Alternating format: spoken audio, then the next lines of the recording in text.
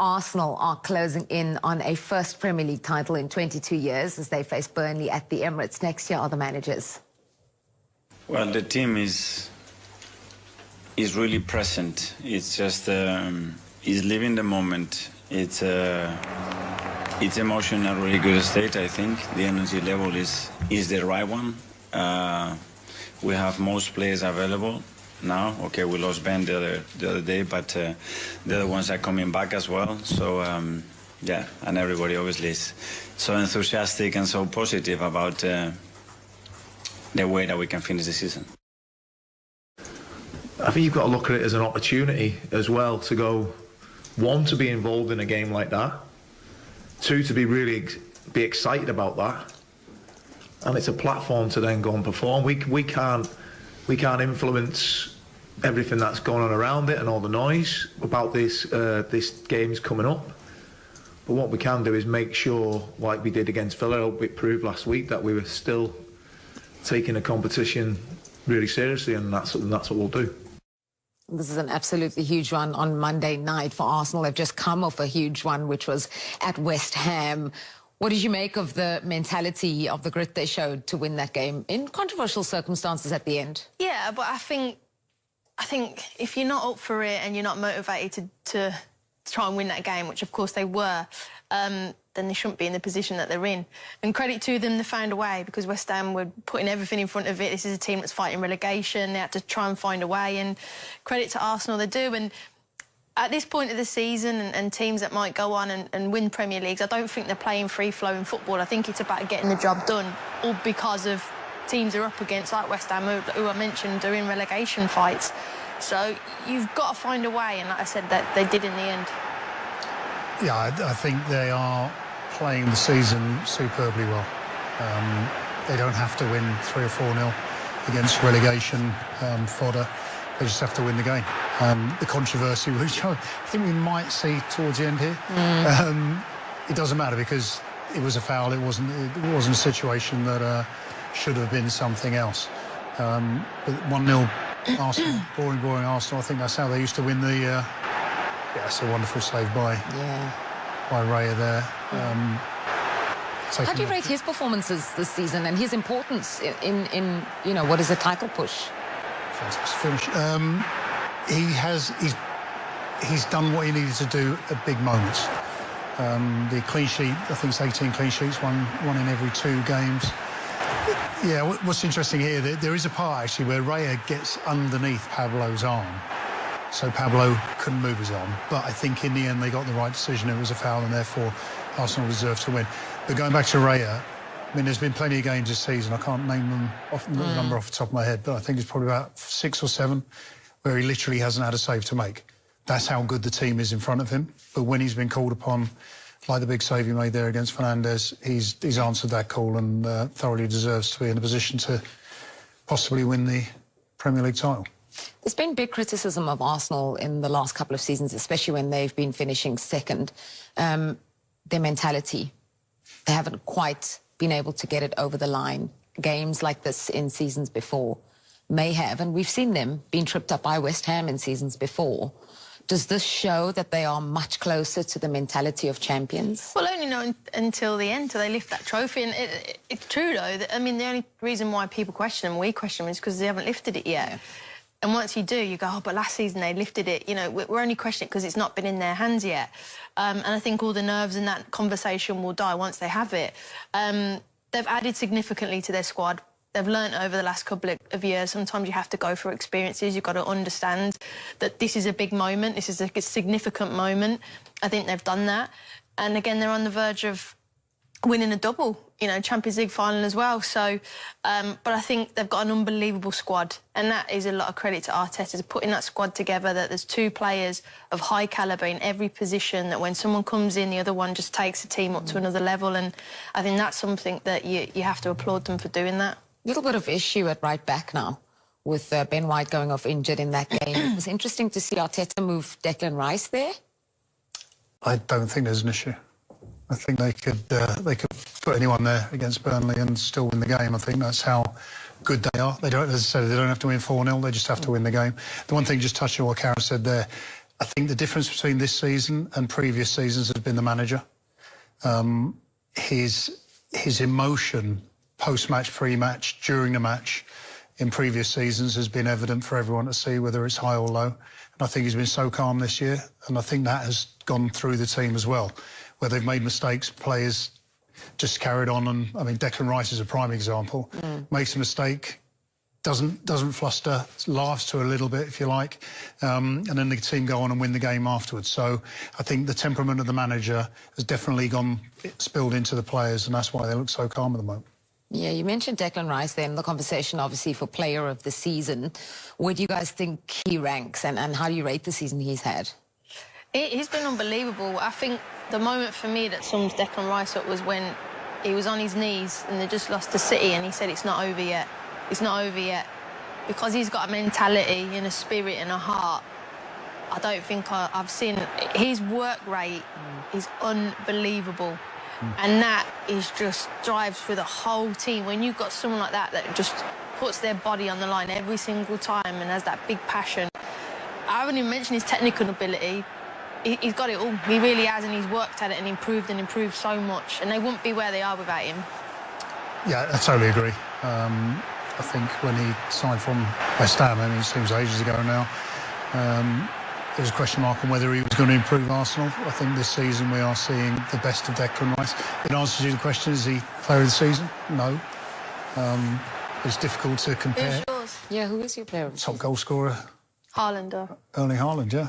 This is Declan Rice's numbers for the season. Before we get on to your player of the season, 35 appearances, 5 goals, 4 assists and 63 chances created. That doesn't really sum up the season that he's had, because you talked about his work rates, his His distance covered's not on there. That's distance why. covered, which is, yeah, it must rank right up there. I mean, yeah, and the perfect example is the block you saw where he's chased a player 3/4 length of the pitch, so David Raya doesn't have to make a save.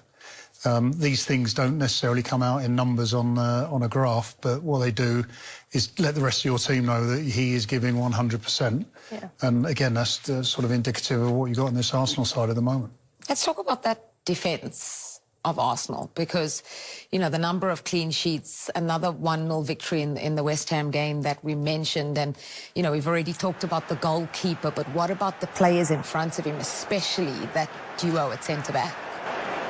What a save. That wasn't a defence, that was a goalkeeper.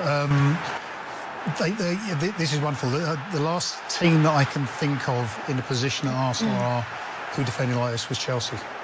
The likes of John Terry would throw themselves on the ball and get the blocks in. I mean, last-ditch tackles, stuff like that. Again, that stops David Raya having to make a save, and everybody's in this to win it. And I just think the defence they've got has been superb. Yeah, they're quick, they're strong, they're physical, they're aggressive, they put their body on the line, but also they're brilliant in the opposition penalty area to get set pieces and goals.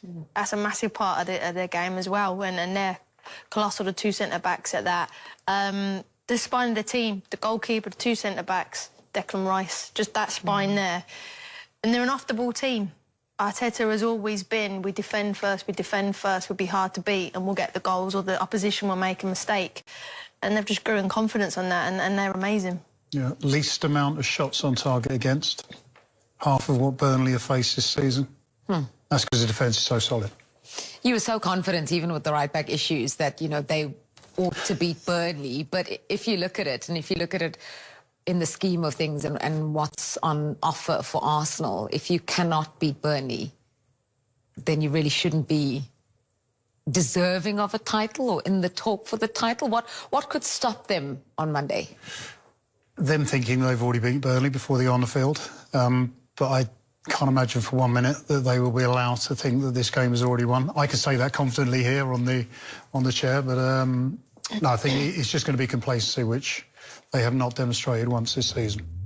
Yeah, and Burnley, we just heard from Mike Jackson there. Burnley, you know, they've showed fight in recent weeks. The 2-2 against Aston Villa. Is it a case of too little, too late for them? Yeah, it is. They're just, in this Arsenal game, they're trying to be the party spoilers.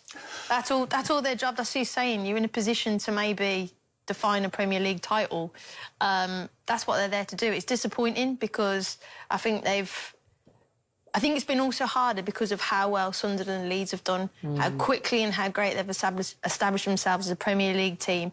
And given how good Burnley was in the Championship last season, particularly with breaking defensive records, and they were so vulnerable in the Premier League, that's been a disappointing part for them, I think, this season. Yeah, so Arsenal, though, if they beat Burnley, they will put incredible pressure on Manchester City, who play about 24 hours later, and in-form Bournemouth face Manchester City, and they've got to win. So close in the last 3 seasons, runners-up. 22 years the way it has gone on. But now does it feel, for Arsenal, closer than ever? Yeah, absolutely it does. I think the last 3 seasons, finishing second, not quite having the squad to maybe finish it off, but I think this season, more than anything else, and even the Manchester City game, I was saying to someone outside that the Man City game and the way we create chances in that, I think that the games that we've got remaining, we should be able to do it. But it's a beautiful, nerve-wracking kind of vibe I'm in at the moment. It feels good and it feels bad. Even watching City last night beating Brentford, I'm expecting Brentford to beat City. It's never going to happen. Stop watching it too. But the fact is, you know what I mean, it feels more than at any stage, Dave, that this might be the one. But we've got to finish this game. You heard everything's going on about West Ham. West Ham need to stay. They were dreadful against Brentford. They're going to have to put it right in front of their own fans, so we've got that to deal with. Roy, how much do you feel hinges on this game here? Yeah, you're thinking the real stumbling block now. You look at the other kind of couple of games they have, you think they should take care of that. This looks, on paper, the toughest game, particularly the West Ham situation, fighting for their lives on the back of their poor result last week. So, yeah, on paper, but of course, they've got to go out and do the business. I think if you're obviously in the Arsenal dressing room, their mindset, if they turn up and bring their A game, I think they will win the game. But if there's any slight lack of concentration or they're slower to the blocks, then West Ham, the situation they're in, will obviously cause them problems. But Arsenal in the driving seat, this is where you want to be with 3 games to go. They would have took that at the start of the season. It's in their hands. They've got the squad. They've got that confidence back. Obviously, they're in the flow. They've had a good week, obviously, with Europe as well. So they're very much in the driving seat. I think that with the way they played against Brentford and the way Arsenal have kind of found form with players coming back with a little bit more technical ability about them, you know, you've got someone like Miles in the midfield, you've got Declan getting forward. Saka looks like he's back to the kind of form that we know that he's. This is a game that if you said you got West Ham as one of the games that you have to win to finish this off, because you've got Burnley, then Palace, who will probably be who will be happy whatever happens at the end of this season. What's going on with them? Fingers crossed they can win something. You take it, and so being in this position now with all the mistakes that's been made up to this point for Arsenal, we've still got an opportunity to do it. So that's why I feel really confident now. If you gave us this, you'd take it. That's what you take this. This is a perfect situation for us. And if they do get over the line, if they were to win the European Cup as well, are we talking about this team as legends then, Roy? Yeah, but Thierry said, what's it called? The unforgettable. Unforgettable.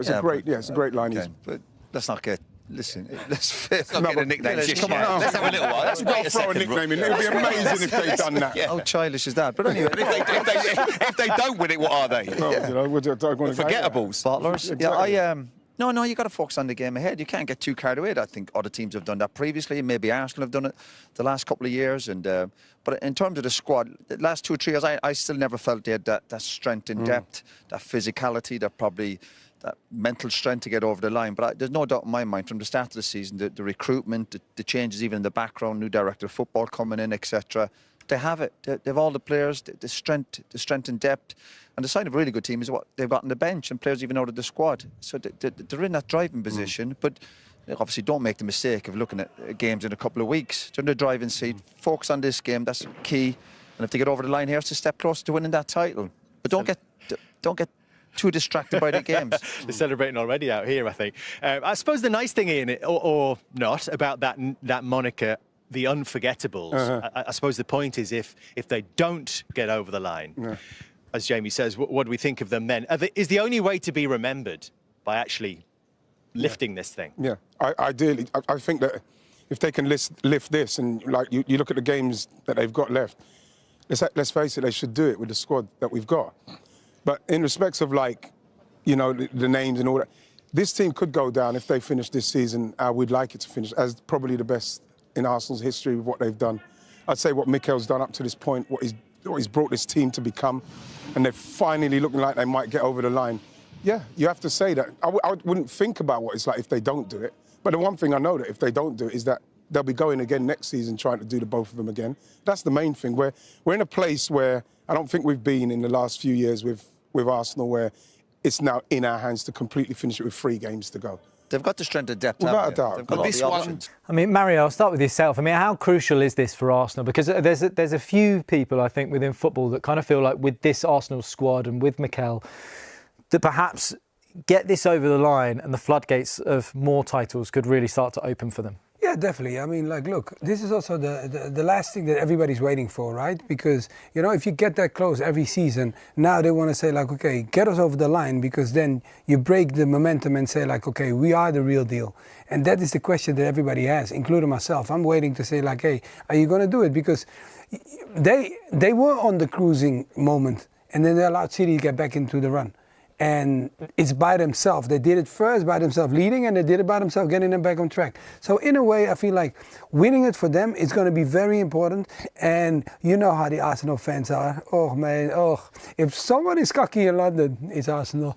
I'm not sure. I've been hiding behind the sofa pretty much all year, mate. Oh, my God. I've been hiding behind the sofa. I hear it all the time. But, hey, listen, if you deserve it, you should win it. That's how I look at it. Yeah. Jules, look, you've written on so many fantastic teams over the years, but I guess if Arsenal, this Arsenal team, were to do something that the club has never done before, which is win the Premier League and the Champions League, where would they stand in terms of, I guess, their history and other Premier League teams of years gone by? I mean, that makes it the greatest team in the club history, for sure. Better than the Invincibles. You would put it above the Invincibles? I mean, to win the double league and Champions League, which obviously Champions League has never been done. There's a final loss by, Thierry's team at the time in 06. But yeah, for me, it would be above everything else. Like a league and cup double is great. A league and a Champions League double is something else. It's so rare. City and Guardiola have done it once in the 10 years that he's been at the club, for example. We could look again the great teams that have won the Premier League and how many have won the Champions League on the same year. It's so difficult to do. And for this team that is not complete, by the way, there's still a bit of weakest points there in this. It's a good squad, but there's still some positions I think that you can upgrade as well as a football club. Yeah. But the work that they've done the last 6 years, Mikel, but not just Mikel on his own, but the way this club has been transformed from bottom to the top, with all the right people in charge, has been really impressive. They just need that title now. It's the only thing missing for me. Mario, you were just watching that goal against West Ham from Leandro Trossard. How much of a confidence boost is it going into these final 2 games? I know there's the anxiety around it, but that belief must be there for the players, thinking, they took it right to the edge with West Ham, but they still did it. They still found that goal. That is the confidence that you build in a team, right? When you go after a title, those are the moments. Because in the moments when people have their doubts, but you as a team keep on believing, that is what pushes you over the line. And I think the moment when they scored that goal, it was like, okay, it also, your captain comes in the game. He arrives in the game and people saying like, oh, he's playing safe. He clearly wasn't safe in that moment because he turned back, had the dribble, plays the 1-2 and then cuts it back. So at that moment, he also opened the books for others to say like, listen, maybe you saw me as safe, but now I'm showing you that I'm the risk taker because I came on this field now to make us win the game. And he clearly won the game for them. Yeah. The captain comes on and he did that. So in a way, like winning titles, is that what you just said? The belief has to be there, and sometimes it doesn't have to look beautiful, my friend. You just have to win. Well, that's it. And I guess, Jules, it's back to your point on, the work that Mikel Arteta has done. And I think, do you think maybe he doesn't get the plaudits he deserves sometimes? There's always a lot of talk about, how he's acting on the sideline and etc. But when you look at, they're in a Champions League final and on the cusp of a Premier League title. Maybe some people, you look at the team on paper and they go, I remember at the beginning of this season, people were projecting them 4th place, Liverpool being 1st. Yeah. How much is that down to him? Yeah, him massively. I think the way he's reset the culture within the football club, the DNA of that football club, the mentality that he changed since he arrived. Really, this is something that he identified very quickly when he arrived at the club more than 6 years ago now. He hasn't been on his own, really. I think there's been, again, a lot of the key people at that club pulling in the right direction, which was always the right thing to do. Maybe the credit will come with the titles as well, which is I think a fair comment to say that you could do a great job until you've actually won proper, not just the FA Cup during COVID, but proper then after that, the credit that you deserve, because I think he deserves a lot of credit, will come, and so do the club. But the character that they showed this season, the last-minute equaliser against City at home, the last-minute win away at Newcastle, that win against West Ham, where the pressure is so high, you know, it's there. And even when you went through a tough April, when you were not playing well, not winning, to still be 2 points clear now with 2 games to go, I think even the players deserve a lot of credit for that. Yeah, well, I'm sure this is an image that's been shown so much, but let's just take, once again, a look at that fixture run between the two sides. Because, Mario, there's a question that I wanted to ask you, right?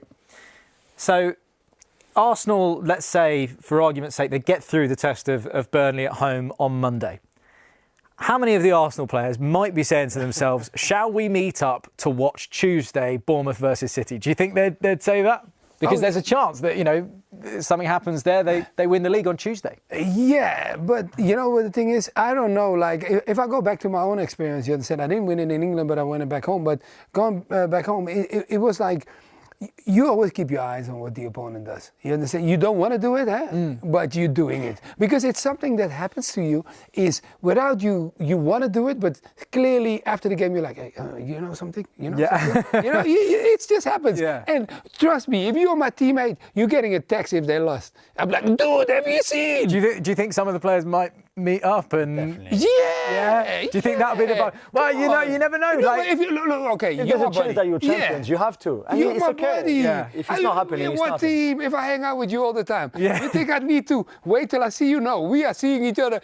Even if you don't want to see me, you're making time for me. And you're not going anywhere. I'm saying like, dude, we're watching the game. Come on. Yeah. And you're gonna be okay, Mary. Okay, let's watch. And then you If there's a chance that you're the champions that night, you have to be together. Yeah. Okay. And Jules, are you at the game or for Arsenal versus Burnley? Will you be there on Monday? I've got my French radio show at the same time, so I would be like watching on the screen, but I can't be at the stadium. I know. Obviously, you've covered a lot of Arsenal matches, and you know the vibe at the Emirates. I mean, how important is it still going to be? Because I think a lot of people have almost. I think Mike Jackson, the Burnley manager, came forward and he kind of spoke about it, saying, "Look, we're not here just to be rolled over. We're going to give this a good go."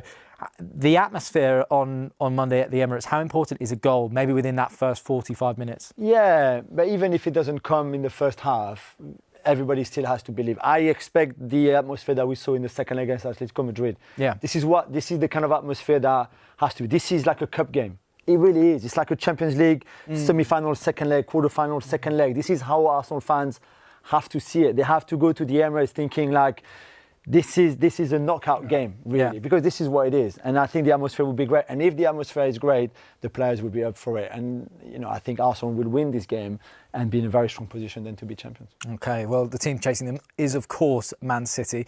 And manager Pep Guardiola was asked the question today on whether or not a potential cup double, the League Cup and the FA Cup, would that be seen as a successful season?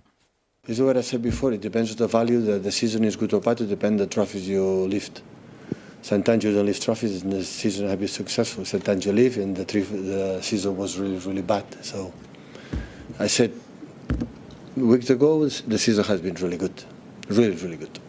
I think this is the 24th time you've been as City manager to a final or semi. Does Wembley still have that kind of magic for you when you go down there for a final? I'm so disappointed English football don't make a stand to Pep. You know that. So many times I've been there, at least a lounge or a box or something like that. So maybe I'll go 24 more times. I've been a special place, definitely. Since Barcelona '92, when we won the first Champions League with my club, and after with United, the second time Barcelona as a manager, and many times since I'm here, giving there semi-finals, finals, win, lose, win. So, yeah, it's really good go to Wembley again. I mean, Pep just absolutely loves the FA Cup. He really, really does. But Mario, very quickly, on their game against Bournemouth on Tuesday, emotionally, as a player going into that game, obviously there's so many fans that are already saying, they're going to drop points there, they're going to drop points. Does that fire the players up more, or does that put maybe a doubt into their heads, do you think? No, it just, what it brings into players is, the season is not finished. That's what it brings into your mindset. But you know that you're going to a hard game because it's a team that can, by surprise, if they turn up, Bournemouth, they can give you a hard game. But if it's not the case, you can, overrun them. And I think what he said was really interesting. It's just the period where he is right now. It's just, he is so experienced. Like when he talks, if you listen to every word he uses, it's almost like he doesn't think about it because he technically knows what he's saying. But it's just beautiful to hear how he makes a joke. Then he tells you the truth, and then he says how he wants you to think. Yeah. It's a masterclass. It's a masterclass, my friend. It's like he's playing chess with all of us. Yeah. If you're not playing, I'm telling you guys, if you don't have that, then you know you're watching something wrong. Yeah, very good. Well, look, Arsenal's win at West Ham last weekend was full of tension and emotion. See you at the parade.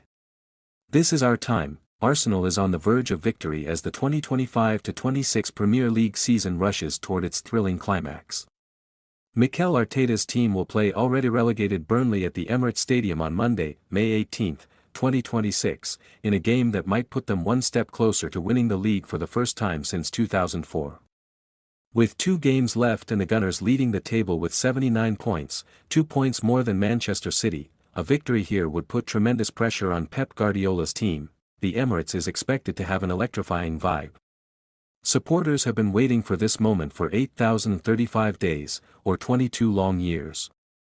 The stands will be filled with flags, banners, and shouts of, "We are the Arsenal," as the team tries to make an impression in front of an enthusiastic home audience. Ian Wright's fervent support. Ian Wright, a stalwart of Arsenal, has been a ray of hope this season. The former striker thinks that if Arsenal wins the Premier League and possibly a Champions League double, their current team might be remembered as the best in the club's history.